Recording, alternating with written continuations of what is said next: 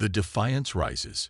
Captain Elena Reyes stood alone at the viewport of the TSV Defiance, watching the stars stream by as the human warship raced through hyperspace. Her reflection stared back at her.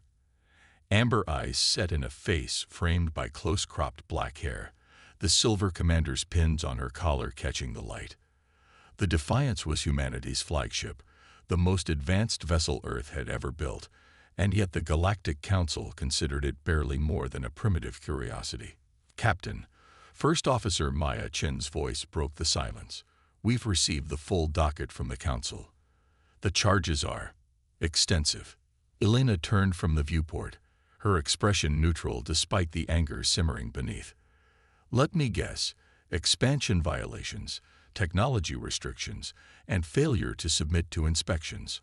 All that and more," Maya confirmed, handing over a data tablet. "They're accusing us of developing military technology beyond our authorized evolutionary stage. They've classified 17 separate human innovations as violations of galactic law." Elena skimmed the list, her jaw tightening. The adaptive shield matrix, the quantum displacement drive, the NOVA energy system, all humanity's proudest achievements labeled as crimes. "How long until we reach Nexus Station?" she asked. 36 hours, Captain. And Admiral Okafor's fleet." Maya lowered her voice, though they were alone in the captain's ready room. "In position. All 27 battle groups are maintaining stealth protocols in the designated sectors. They await your signal." Elena nodded. "Then we proceed as planned. The Council wants humanity to bow and scrape, to apologize for our ambition, to accept our place as galactic children." She handed the tablet back to Maya. "They're about to learn we've outgrown the cradle. The Galactic Council had ruled for over 15,000 years. 12 elder species that had achieved interstellar flight millennia before humans had even learned to make fire.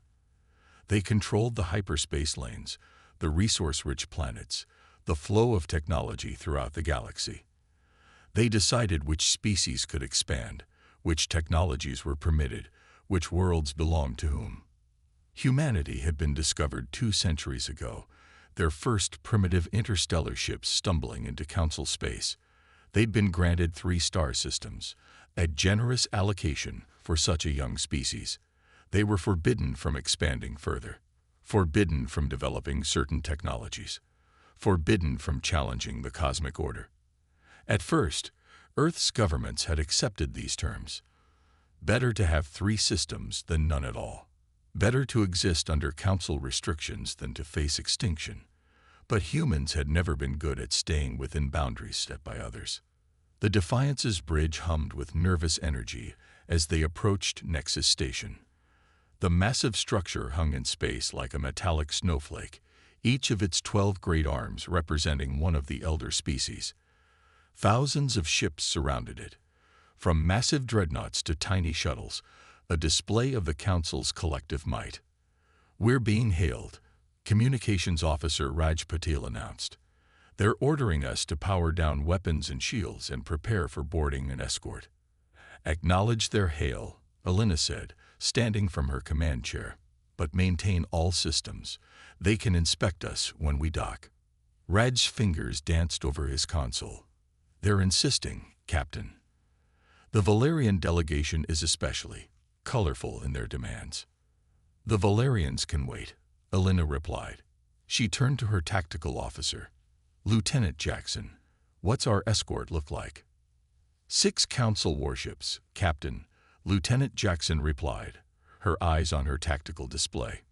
2 Valerian cruisers, 2 Umbreki destroyers, and 2 Tarik battleships, all with weapons powered but not locked. Standard intimidation formation. "Predictable," Elena muttered. Maya stepped closer to her captain. "Everything's in place. Admiral Okafor reports all fleet elements are at readiness stage 1. Elena nodded. "Then let's not keep the Council waiting. They've called us here to put humanity in its place. Let's see how that works out for them." The Defiance moved forward, surrounded by the Council escort. The human ship seemed small and outmatched against the massive alien vessels, just as the Council intended. A visual reminder of humanity's supposed inferiority. "Captain," Maya said quietly, "what do you think they'll do when they realize?"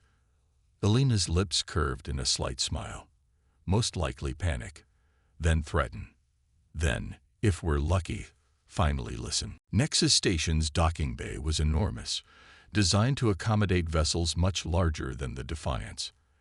As they approached, Alina could see the honor guards lining the docking area, representatives from all 12 elder species, their ornate ceremonial armor glinting under the station's lights. It would have been impressive if it wasn't so clearly meant to intimidate. "They've assigned us Bay 42C, Raj reported. "It's in the lower quadrant," Alina finished for him, "where they put the lesser species. Another subtle reminder of our place." As the Defiance settled into its berth, Alina gathered her delegation. Maya Chen would accompany her, along with Dr. Victor Aguilar, humanity's leading xenobiologist, and Commander Ishida, their military attaché. All of them wore formal dress uniforms, midnight blue with silver trim, the Earth Confederation emblem prominent on their shoulders. "Remember," Alina told them as they prepared to disembark, "no matter what they say, no matter how they try to belittle us, we represent all of humanity. We stand tall." "And if they don't listen?" Commander Ishida asked, adjusting the ceremonial sword at his hip, a traditional element of the Earth Confederation's diplomatic protocols. Alina's expression hardened. "Then we make them listen." The airlock cycled open, revealing the Council delegation waiting beyond. At the front stood High Counselor Zethlara of the Valerians, his scaled skin shifting through shades of blue and green, a sign of barely contained agitation. Behind him stood representatives from each elder species, the crystalline forms of the Mbreki, the towering Terek with their 4 arms, the gaseous Onderi contained in their environment suits, and others.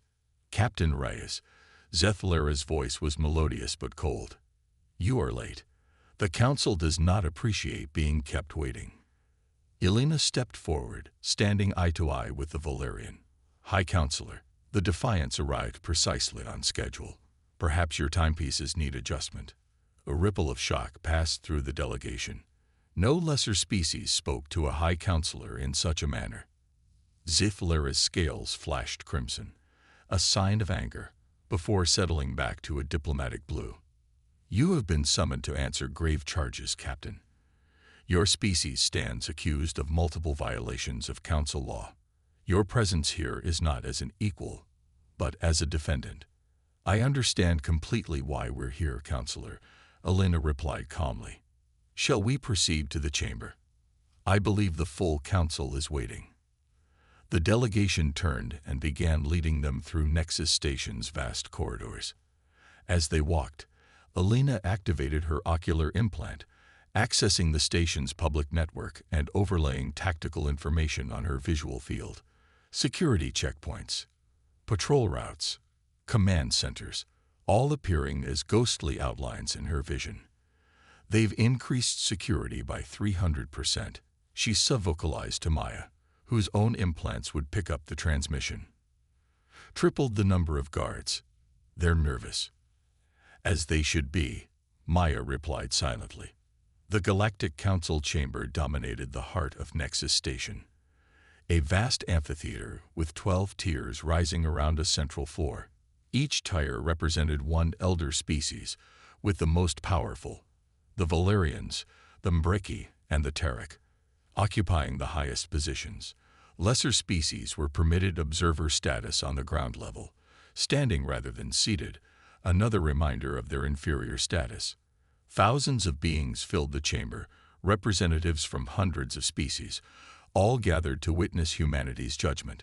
The murmur of countless voices in dozens of languages created a background hum that fell silent as Alina and her delegation entered. High Counselor Zethlara took his place on the highest tier. The other elder representatives ascended to their positions. Alina and her team were directed to stand in the center of the floor, beneath the scrutiny of the entire chamber. A deep tone resonated through the chamber, the traditional call to order. High Counselor Zara rose, his scales shimmering with ceremonial patterns of authority. This emergency session of the Galactic Council is now convened. Before us stands Captain Alina Reyes, representing the human species of Earth. The charges against humanity are grave indeed. The massive screens around the chamber lit up, displaying a list of accusations in the standardized script used for official council proceedings. Violation of expansion protocols, development of prohibited technologies, unauthorized military buildups, refusal to submit to council inspections, interference with the development of pre-spaceflight civilizations. Zeth'Lara's voice grew colder with each charge. How do you answer these accusations, Captain Reyes? Elena stepped forward, her posture straight, her gaze steady as she surveyed the council tiers. Before I respond to these specific charges, High Counselor, I would like to address the council's fundamental misunderstanding of my species. Murmurs rippled through the chamber. This was not how these proceedings typically went. The accused were expected to be contrite, apologetic, submissive. You have been granted the right to respond to the charges, not to lecture the council, Zeth'Lara said, scales flashing dangerously. With respect, High Counselor, Alina replied, my response requires context. The Council has consistently categorized humanity as a Category 3 species, primitive, barely capable of interstellar travel, in need of guidance and restriction. This categorization is the foundation of every charge against us, and it is fundamentally flawed. The chamber erupted in whispers and exclamations. Alina waited for the noise to subside before continuing. 200 years ago, when you discovered us, that classification might have been accurate. We were indeed taking our first stumbling steps into the stars. But you made a critical error in your assessment of humanity. And what error would that be? Asked the Mbreki representative, his crystalline form refracting light as he moved forward. Elena smiled. You assumed we would develop at the same pace as your own species. You projected your evolutionary timelines onto us. You expected us to spend millennia slowly advancing, as you did, but humanity doesn't work that way. She touched a control on her wrist, and the central holographic display activated, showing Earth and its solar system. We come from a high-gravity, high-radiation, highly competitive planetary ecosystem. Our evolution was forged in constant adaptation to changing threats. When we encounter a problem, we don't spend centuries contemplating the most elegant solution. We solve it now, with whatever tools and methods are available, because on Earth, delay often meant extinction. Images flashed across the display. Earth's history compressed into seconds. Stone tools becoming bronze, becoming iron, becoming steel. Horse-drawn carts becoming steam engines, becoming combustion engines, becoming fusion drives. Wooden sailing ships becoming ironclads, becoming aircraft carriers, becoming orbital platforms. In the 2 centuries since we met the Council, humanity hasn't been idle. We haven't been meekly accepting your restrictions. We've been doing what humans always do, adapting, innovating, overcoming. She nodded to Maya, who transmitted a new signal. The chamber's displays changed again, showing star charts. Not just the 3 systems humanity had been granted, but dozens more, uncharted regions, areas beyond Council space. While you watched our 3 permitted systems, we expanded elsewhere. While you counted our registered ships, we built more in secret.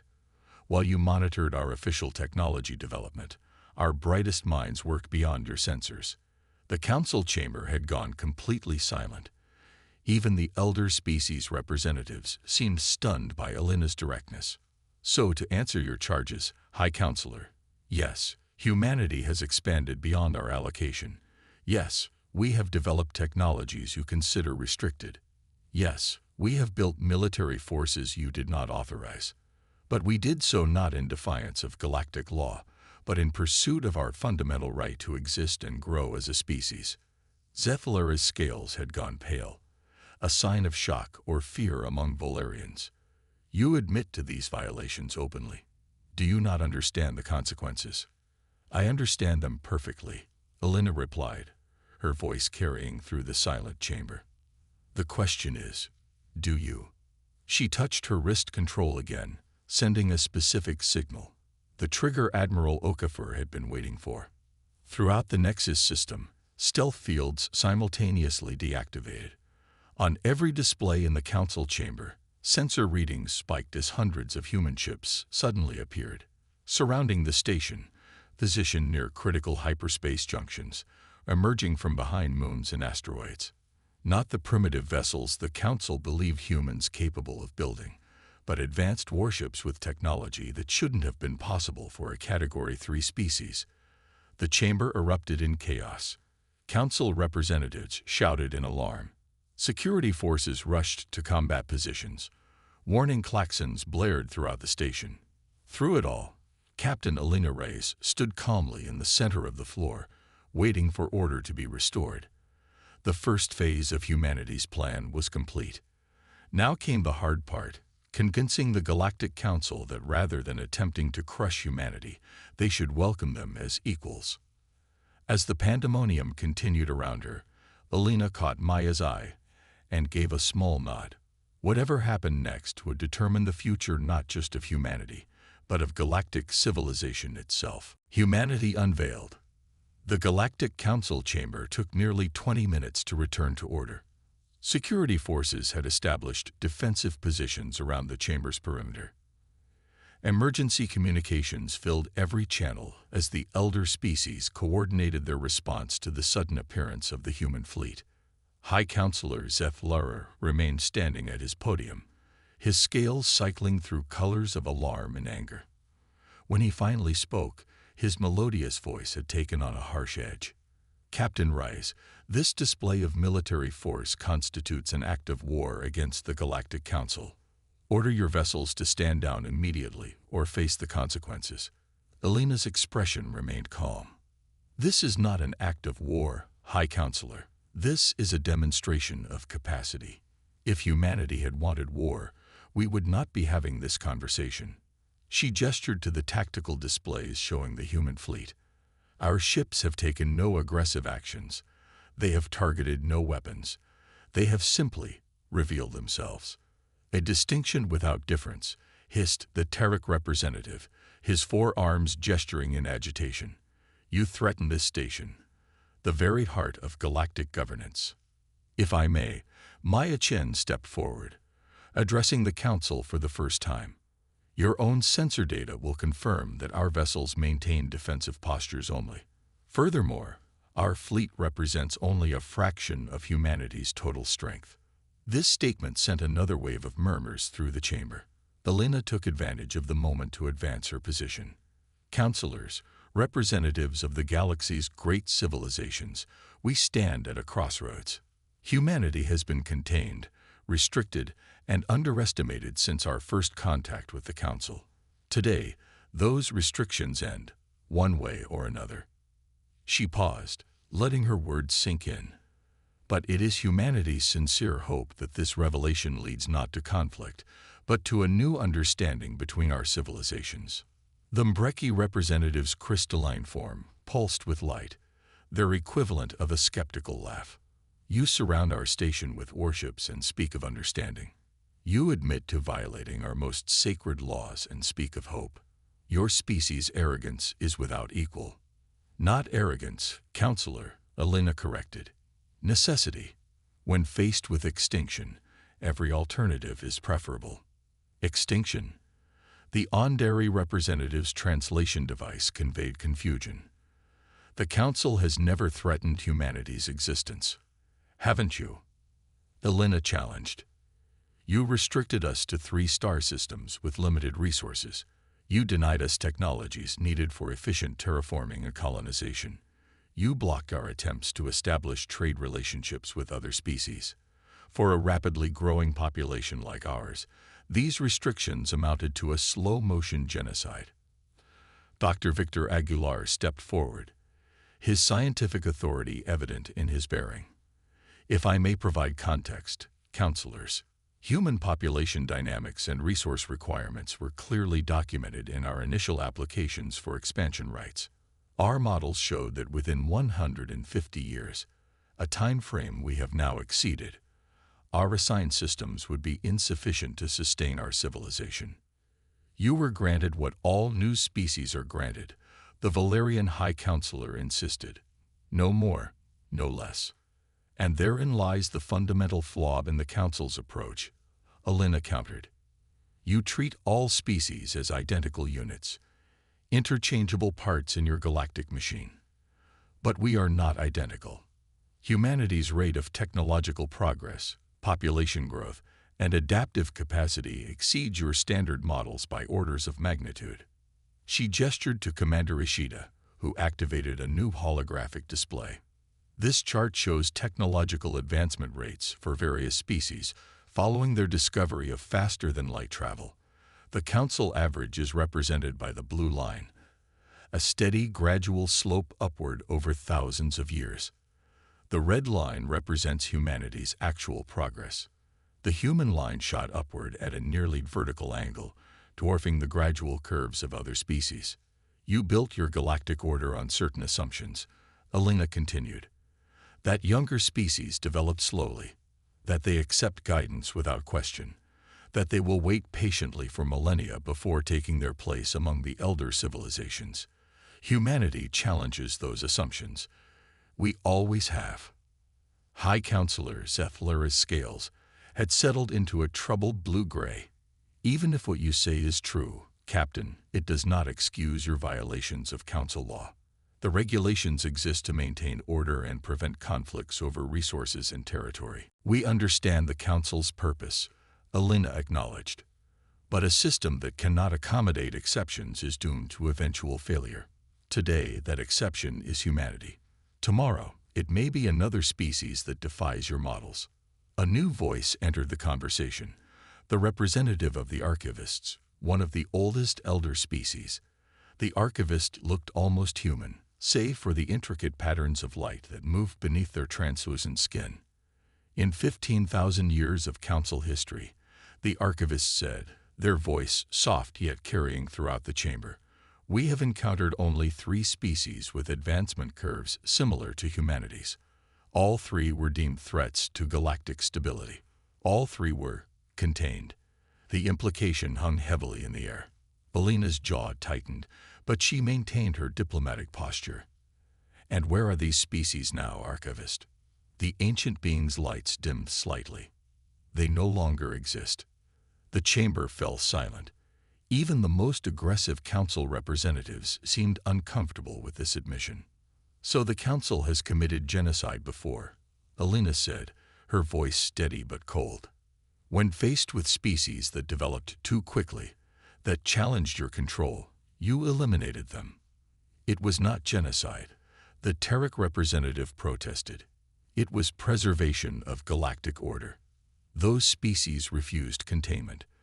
They threatened all-out war. The Council had no choice. There is always a choice, Alina replied.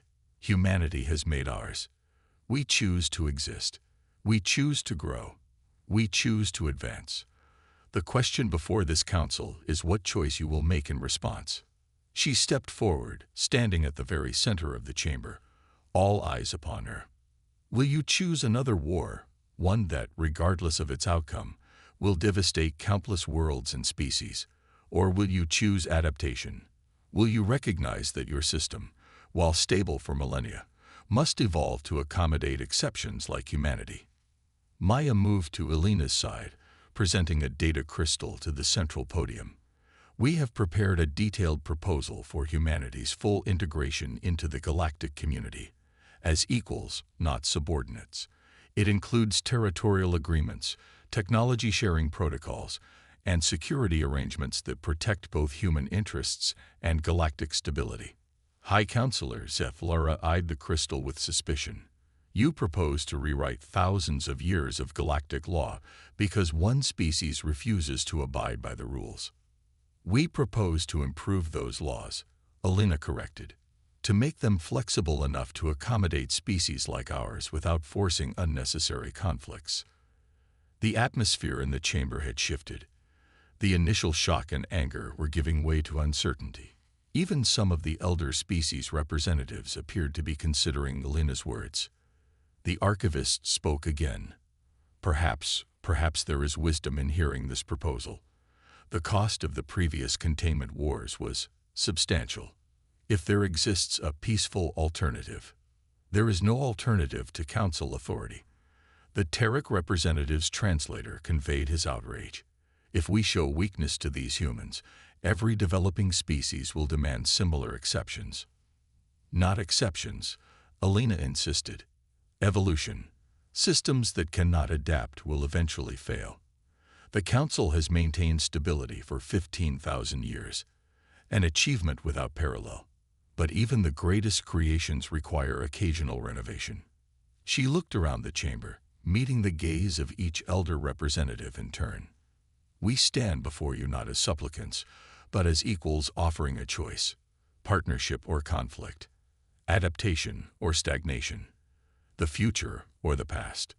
A murmur ran through the chamber as representatives conferred with their delegations. Alina exchanged a glance with Maya, who gave a subtle nod of encouragement.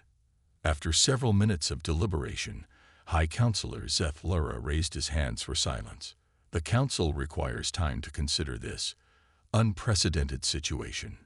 Captain Rice, your delegation will withdraw to the diplomatic quarters while we consult. Of course, High Counselor, Alina agreed. But I must insist that our fleet remains in position during these deliberations.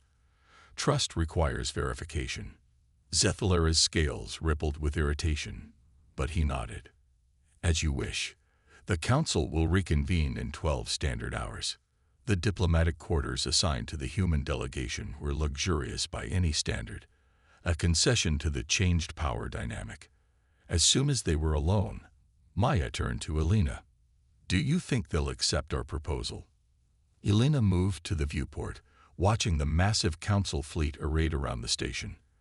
Among them, the sleek forms of human vessels maintained their positions, a constant reminder of humanity's newfound leverage. They'll have to modify it, she said. Their pride won't allow them to accept our terms exactly as presented. But the core principles, humanity's right to expansion and self-determination, those they'll have to accept. Commander Ishida was less optimistic. The Terek will push for military action. Their entire cultural identity is built on dominance hierarchies. They can't afford to be seen submitting to a lesser species. The Terek are only one voice among 12, Dr. Aguilar pointed out. The archivists seemed receptive, and they carry significant influence. Alina nodded. The key is to give them a path that allows them to save face while accepting the new reality. They need to present our incorporation as their idea, a wise decision by benevolent elders rather than a concession forced by human strength. Political theater, Maya said with a slight smile. The oldest kind, Alina agreed. Our job is to make sure the script ends in our favor. 12 hours later, the council reconvened. The chamber was even more crowded than before, as word of humanity's dramatic revelation had spread throughout the station. Representatives from dozens of non-council species packed the observer galleries, eager to witness this potential shift in the galactic order. High Counselor Zeth-Lura took his place at the central podium, his scales now a formal pattern of blue and gold, the colors of council authority. Captain Alina Reyes, approach. Alina walked forward alone, standing before the assembled council. The tension in the chamber was palpable. The council has deliberated on your proposal, Zeth-Lura announced. While your methods of presentation were unorthodox and your violations of council law remain concerning, we recognize the unique circumstances that humanity represents. A ripple of surprise passed through the chamber. Few had expected such a conciliatory opening. The council proposes the following framework, Zeth-Lura continued. Humanity will be granted expanded territorial rights commensurate with your demonstrated capabilities and population needs. In exchange, human technology will be shared with the Council according to established protocols. Human military forces will be integrated into the galactic security framework, with joint command structures for operations beyond your territories. He paused, his scales shifting to emphasize his next words. Furthermore, humanity will be granted provisional representation within the Council itself, not as full members, but as an advisory voice with special status. This arrangement will be reviewed after 100 standard years, with the possibility of advancement to full Council membership. The chamber erupted in astonished whispers. In the 15,000-year history of the Galactic Council, no species had ever advanced from discovery to Council representation in less than 1,000 years. The proposal was unprecedented. These terms, Zeth-Lara concluded, represent the Council's recognition of humanity's unique development trajectory and our desire to incorporate your species peacefully into the galactic community. Elena kept her expression neutral, though inwardly she felt a surge of triumph. The Council's counter-proposal exceeded even their most optimistic projections. "High Counselor, distinguished representatives," she replied formally, "humanity is honored by this proposal. While certain details will require clarification and negotiation, we accept this framework as the foundation for a new relationship between humanity and the Galactic Council." She bowed slightly, a gesture of respect, not submission. "We look forward to working together to implement these changes and to bringing human innovation and perspective to galactic affairs." Zeth-Lara's scales settled into a pattern of calm authority. "Then let it be recorded. From this day forward, humanity is recognized as a provisional advisory species to the Galactic Council, with all rights and responsibilities therein." The formal tone of the proceedings belied the revolutionary nature of what had just occurred. In a single day, humanity had vaulted from contained subjects to recognized powers within the galactic hierarchy. As the ceremonial conclusion of the session began, the archivist representative moved closer to Elena, speaking quietly so only she could hear. "Impressive, Captain. In 15 millennia, I have rarely seen the Council adapt so quickly." The ancient being's patterns of light shifted in what might have been amusement. "One wonders what humanity will accomplish in its next 200 years. Elena smiled.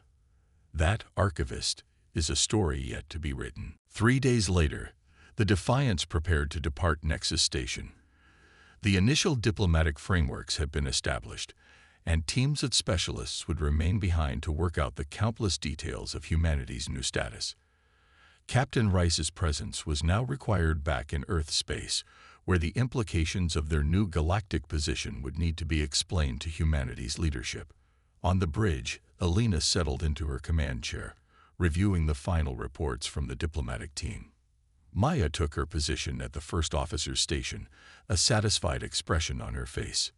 "Mission accomplished, Captain," she said quietly. Elena nodded. "Phase 1, at least. The real work is just beginning." She looked around at her bridge crew, all of them aware they had participated in a pivotal moment in human history. "But we've secured our future. For the first time since we reached the stars, humanity can grow without artificial constraints." "The Council still doesn't fully understand us," Maya observed. "Even with all they've seen, they still underestimate what we'll become." "Good," Elena replied with a slight smile. "It's always useful to be underestimated, at least a little." She turned to Communications Officer Rajpatal. "Send our departure notification to Nexus Control, and transmit our status report to Admiral Okafor." "Aye, Captain," Raj acknowledged, his fingers dancing across his console. "Admiral Okafor sends her congratulations, by the way. The Phoenix Protocol has been officially deactivated. Our fleet is standing down from combat readiness." Elena nodded, feeling the weight lift from her shoulders. The Phoenix Protocol, humanity's last resort plan for survival against Council suppression, had never been intended for use. Its existence alone had been enough to secure humanity's future. "Helm, take us out," she ordered. "Set course for Earth, standard transit." As the Defiance pulled away from Nexus Station, Elena watched the massive structure recede on the view screen. For 15,000 years, the Galactic Council had maintained its version of order, unchanging, unyielding, resistant to evolution. Now, humanity had introduced a new variable into that ancient equation. The galaxy would never be quite the same again. And that, Alina thought, was exactly as it should be. The Defiance accelerated to light speed, leaving the Nexus system behind. Ahead lay Earth and the countless stars beyond, no longer forbidden, no longer restricted, but open to human exploration, innovation, and growth. The future awaited, and humanity was finally free to claim it.